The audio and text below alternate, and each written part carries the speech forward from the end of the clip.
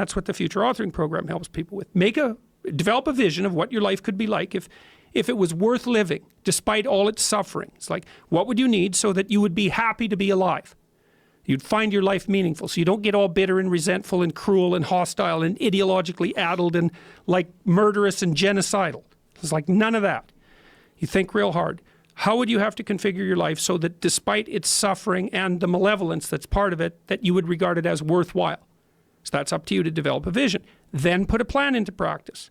And so when I talk to people about this, and most of my audiences are young men, it's probably about 65, 35. More and more women are showing up, but that's about what it is right now. The halls are dead silent. You could hear a pin drop. I agree, and I say to many people that what is going on in your life is you have a series of human reward systems that are in your body, encoded in your body, in your genetics, and it's the reason why human beings survived to 2018. And in order to be happy, you have to feed those things. You have to feed all of them. You have to feed the one that wants to overcome difficult tasks. You have to feed the one that wants to solve problems. You have to feed the one that wants to be with a loving tribe of people that you care about. I think one of the beautiful things about freedom is that people get an opportunity to express themselves in a way that's genuinely them. Yep. And whether that is like our friend Alex Honnold, who's a free climber, who is like climbing up these fantastic mountains with no ropes, or whether it's a female MMA fighter like Raquel Pennington, who's just a tank and beating the shit out of people, and that's what she loves to do. All of these extremes are available to people because of freedom. This is not a suppressive thing. I mean, just for starters, 6 million Ukrainians died in the 1930s because of enforced starvation. In fact, in the 1930s, here's how terrible it was. So all the food that the collective farmers, newly collectivized farmers, had produced, which wasn't very much, by the way, was taken from them and brought to the cities. So all the farmers starved to death. Now, here's how draconian it got. So let's say you were the mother of some children, and all your grain had been shipped off to the cities, and you thought, well, I'm not going to have my children starve to death. I'm going to go out in the field, and I'm going to, on my hands and knees, and I'm going to pick up the grains that are left over that the harvesters didn't get, and I'm going to feed those to my kids. He was just doing what an engineer type would do when someone asked him to provide feedback, because he's not thinking politically. He's not thinking, oh, they just want to hear what they already said. He thought they actually wanted some facts. Anyways, I think they picked on the wrong guy, because DeMar turns out to be pretty damn tough. Well, he's very smart and a very kind guy. Yeah. When you sit down and talk to him, he's not a sexist.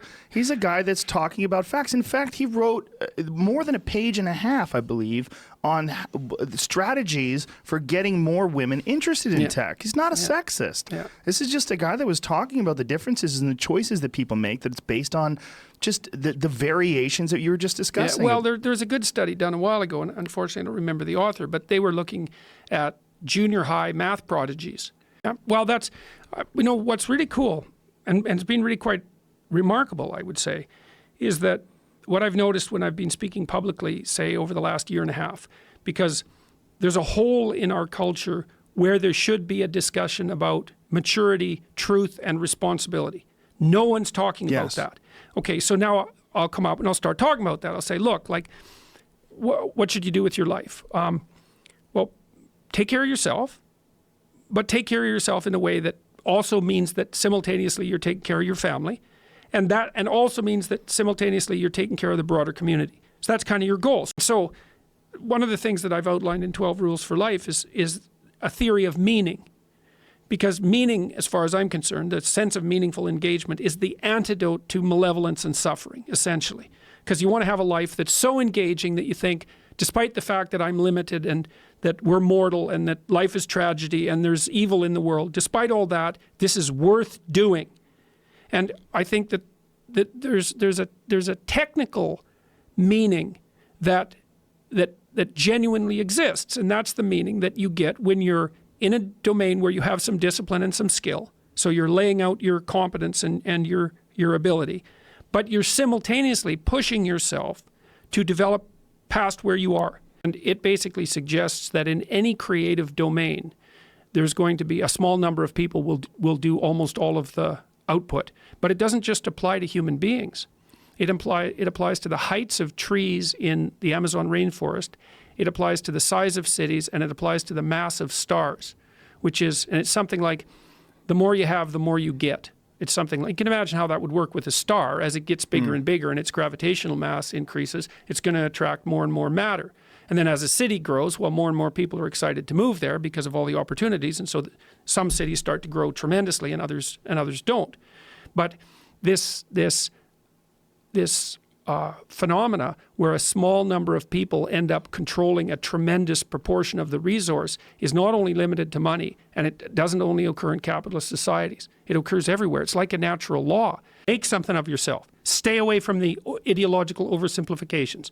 Set your house in order. That's rule 6 in this book. So I have a book rule in there that says, set your house in perfect order before you criticize the world. And it's a very dark chapter about the motivations of the Columbine High School killers and this other guy named Carl Panzram, who was a serial rapist and arsonist and murderer.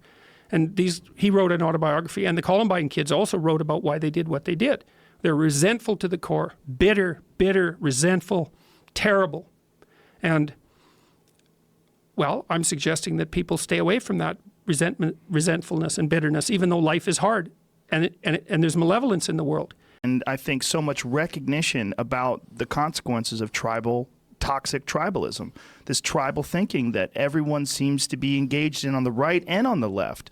I mean, in America, you need to go no further than going back and forth from CNN to Fox News to say something's wrong here. These are supposed to be news outlets. You have two completely different narratives, and that has nothing to do with what we're talking about with gender politics and radical left socialism and Marxism. What you're a transphobe, they threw everything but the kitchen sink at me, and like, fair enough, because there's always a possibility that I was wrong. But the problem was I read the policies. And I understood them, and I knew where they were leading. But I never imagined that one of the consequences of Bill C-16 and its sister legislation was that a teaching assistant at a Canadian university would be pilloried and accused of breaking the law, and then accused of all sorts of reprehensible political beliefs by 2 professors and an administrator hired for that purpose, merely because she showed a video about 2 people talking about the law. It's like that paranoid as I am, let's say, that exceeded the grasp or the reach of my imagination. I can't help but feel like what is happening is people are consciously deciding to ignore reality and paint you as this archetypal figure of oppressive white male patriarchy, ignorance, fill in the blank with all the rest of the descriptives that you'd like to use. But they've decided to paint you in this way, like as a target, because they need a target to sort of reinforce this idea that transgender people are being victimized and women are being victimized. That argument was done by the time I went to graduate school. Everyone knew that human beings were not a blank slate, that biological forces parameterized the way that we thought and felt and acted and valued.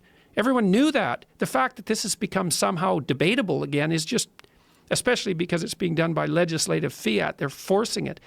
To me, as a scientist, it's just well, and in the States too, with Title IX, for example, because Title IX is sort of predicated on that viewpoint. What is Title IX?